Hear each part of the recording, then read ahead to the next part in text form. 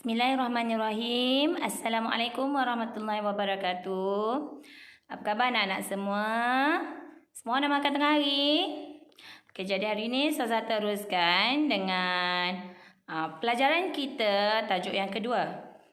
Masih ingat dengan tajuk yang pertama, iaitu perlantikan Nabi Muhammad SAW sebagai Rasul? Yang mana kita mesti tahu antaranya Nabi Muhammad mengasingkan diri ke gua. Ingat lagi tak gua apa? Gua Hira. Bagus. Kemudian masih ingat tak waktu Nabi menerima wahyu tu? Umur Nabi berapa? Saya ada ceritakan. Umur Nabi menerima wahyu pertama berapa? Masih ingat ke? Okey, jadi lepas ni tengok balik video Ustazah yang minggu lepas. Kalau ke lapangan, awak tengok balik Nabi mengasingkan diri di mana. Wahyu pertama, wahyu apa.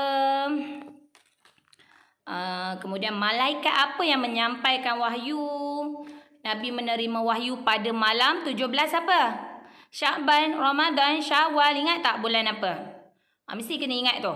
Mesti kena hafal, kena ingat bulan apa.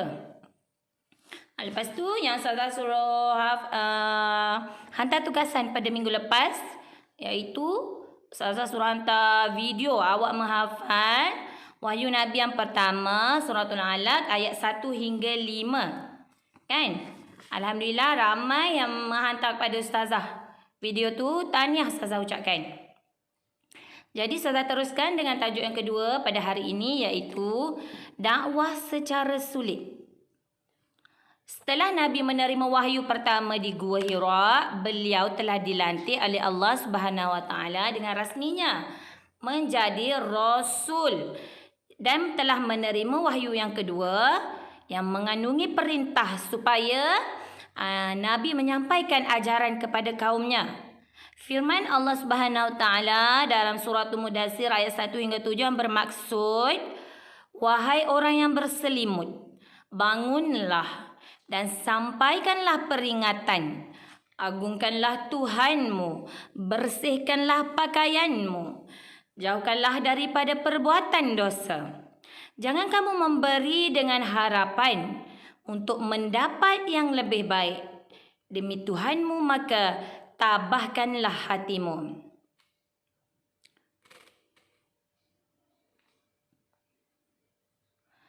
Okey, itu antara maksud dalam surah Mudaththir ayat 1 hingga 7 yang telah diturunkan oleh Allah SWT kepada Nabi. Maka pada peringkat permulaan untuk melaksanakan tugasan dan tanggungjawab, Nabi telah melakukan dakwah secara sulit. Rasulullah telah berjumpa dengan kaum kerabat, saudara mara, sahabat handai yang rapat secara sembunyi-sembunyi. Dakwah ni juga disebut dakwah secara sembunyi, dakwah secara rahsia, dakwah secara sulit.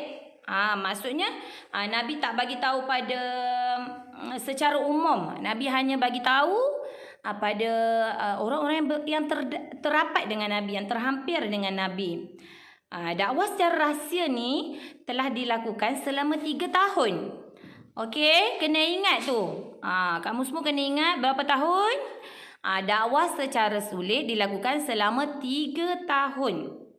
Berkat usaha dan kesabaran Rasulullah, beberapa individu yang telah menerima dakwah secara sulit dan memeluk ajaran agama Islam. Antara mereka yang pertama adalah antaranya ni yang Ustazah lampirkan ni.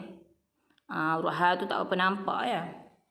Okey, antara orang yang mula-mula memeluk Islam adalah Khadijah binti Khuwailid. Siapa dia tu? Isteri Nabi. Yang kedua adalah sahabat Nabi. Siapa nama sahabat Nabi tu? Abu Bakar As-Siddiq, sahabat Nabi. Dan yang ketiga adalah kanak-kanak yang pertama memeluk agama Islam. Kanak-kanak ni juga merupakan sepupu Nabi yang bernama Ali bin Abi Talib. Kena ingat ni, Khadijah, Abu Bakar, Ali. Dan hamba lelaki yang pertama yang memeluk agama Islam adalah Zaid bin Harithah. Zaid bin Harithah. Hamba lelaki pertama, manakala hamba perempuan yang pertama adalah Ummu Aiman. Jadi kamu semua kena hafal, kena ingat. Okey, Ummu Aiman. Saya ulang sekali lagi ya. Okey, antara orang yang mula-mula memeluk dan mengikut ajaran Islam adalah isteri Nabi, sahabat Nabi, kanak-kanak lelaki, hamba lelaki dan hamba perempuan. Okey, jadi awak kena hafal. Khadijah, Abu Bakar, Ali, Zaid, Ummu Aiman. Okey, saya ulang sekali lagi. Khadijah, Abu Bakar, Ali, Zaid, Ummu Aiman. InsyaAllah kita doakan kita punya PDPR ni, kes COVID kita ni cepat habis. Jadi kita akan cepat belajar dalam kelas. Sebab Ustazah ni, kalau Ustazah nak ajar sirah, Ustazah kena bercerita. Ustazah kena nak tengok muka awak. Moga-moga kita doakan kita cepat-cepat dapat jumpa. Tapi kita sama-sama usaha. Ustazah usaha kat rumah. Dan awak pun bantu Ustazah. Berusaha di rumah awak. Beri perhatian bila Ustazah ajar. Bila Ustazah hafal tu hafal. Jadi Ustazah tolong awak tolong Ustazah. InsyaAllah kita akan sama-sama dapat. InsyaAllah Ustazah sedih ni. Sebab kalau boleh Ustazah nak ajar depan-depan. Sirah ni yang mana pernah belajar Ustazah tahu kan. Ustazah cerita ni dengan tangan, dengan muka. Ustazah akan soal seorang-seorang.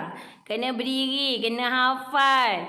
Dah dapat jawab, duduk. Kita buat kuis. Laki lawan perempuan. Siapa dulu hafal, kan? Okey. Tapi tak apa. Walau macam mana pun keadaannya, kita berusaha. Kita berusaha. Jadi tugasan kita pada hari ini ialah Ustazah nak awak hafal Khadijah, Abu Bakar, Ali, Zaid, Ummu Aiman, iaitu orang yang mula-mula memeluk agama Islam. Dan Ustazah nak awak salin dalam buku tulis. Ustazah nak awak salin dalam buku tulis 5 ni. 5 orang yang terhampir. Orang yang terdekat sahabat handai Nabi yang mula-mula memeluk agama Islam, insya-Allah. Nanti untuk tajuk seterusnya akan datang, Ustazah akan ceritakan di mana di mana dakwah secara sulit ini dilakukan.